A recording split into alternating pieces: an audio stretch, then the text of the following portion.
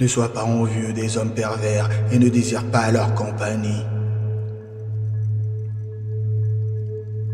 Car leurs cœurs ourdissent des intrigues destructrices et leurs lèvres profèrent des paroles d'iniquité. Une maison se construit par la sagesse et par l'intelligence elle se consolide. Par la connaissance, ces chambres se remplissent de toutes sortes de biens précieux et agréables. Un homme sage possède une grande puissance et celui qui est instruit accroît sa force. Car avec une stratégie habile, tu mèneras la guerre et la victoire réside dans le conseil avisé de nombreux conseillers. La sagesse est hors de portée pour l'insensé.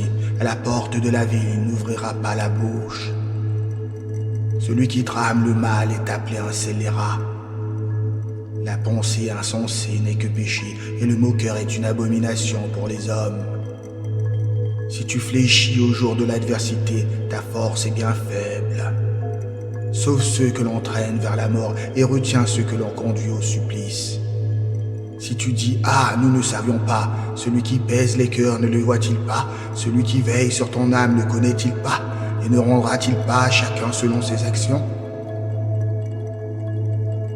Mon fils, mange du miel car il est bon, et le rayon de miel est doux à ton palais. De même, cherche la sagesse pour ton âme, si tu la trouves, tu auras un avenir, et ton espérance ne sera point détruite. Ne tombe pas d'embûche à la demeure du juste, ne saccage pas le lieu où il repose. Car le juste peut tomber 7 fois, il se relèvera, mais les méchants seront précipités dans le malheur. Ne te réjouis pas de la chute de ton ennemi et que ton cœur ne soit pas rempli d'allégresse lorsqu'il trébuche. De peur que Yahweh ne voie que cela ne lui déplaise et qu'il détourne sa colère de lui. Ne t'irrite pas à cause de ceux qui font le mal et ne sois pas jaloux des impies, car il n'y a point d'avenir pour le méchant. La lampe des impies s'éteindra.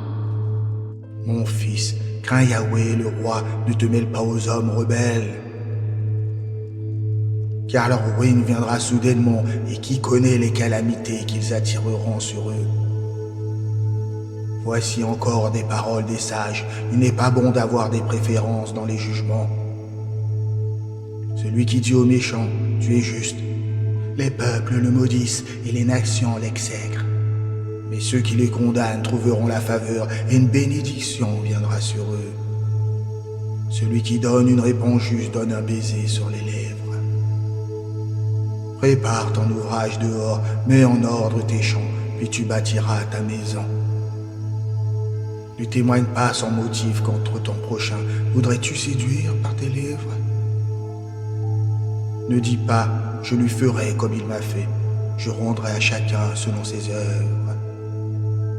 Je suis passé près du champ d'un paresseux, près de la vigne d'un homme dépourvu de bon sens. Et voici, il était tout couvert d'épines, les ronces l'avaient envahi et le mur de pierre était écroulé. J'ai contemplé, j'ai réfléchi, j'ai tiré une leçon de ce que j'ai vu.